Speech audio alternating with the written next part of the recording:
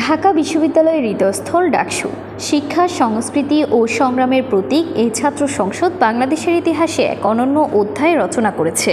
চলুন ডাকসুর গৌরবময় ইতিহাস ও ঐতিহ্যের কিছুটা জেনে আসা যাক। 1921 সালে ঢাকা বিশ্ববিদ্যালয় প্রতিষ্ঠার পর 1924 সালে প্রতিষ্ঠিত হয় ঢাকা বিশ্ববিদ্যালয় কেন্দ্রীয় ছাত্র সংসদ। প্রথমে এর নাম ছিল ঢাকা বিশ্ববিদ্যালয় ছাত্র সংসদ। তখন শিক্ষার্থীদের 1 টাকা চাঁদা দিয়ে এর সদস্য হতে হতো। 1953 সালে গঠনতন্ত্র সংশোধনের মাধ্যমে নাম পরিবর্তন করে ঢাকা বিশ্ববিদ্যালয় কেন্দ্রীয় ছাত্র সংসদ রাখা হয়। সে বছরই বিশ্ববিদ্যালয় সাধারণ শিক্ষার্থীদের অংশগ্রহণে ডাকসুর প্রথম নির্বাচন অনুষ্ঠিত হয়।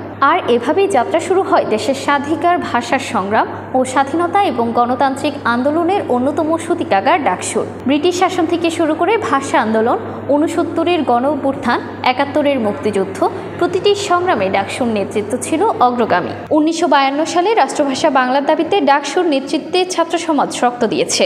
আর 71-এ ডাকসু ছিল মুক্তিযুদ্ধের প্রেরণার উৎস।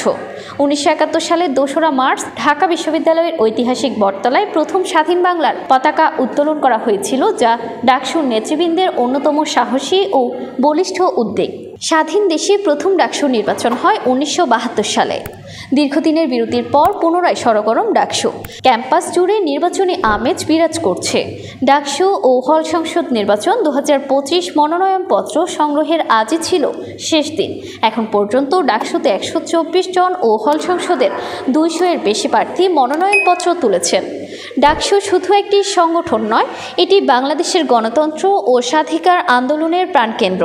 আগামী দিনেও এই ধারা বজায় থাকবে, এটাই দেশবাসীর প্রত্যাশা।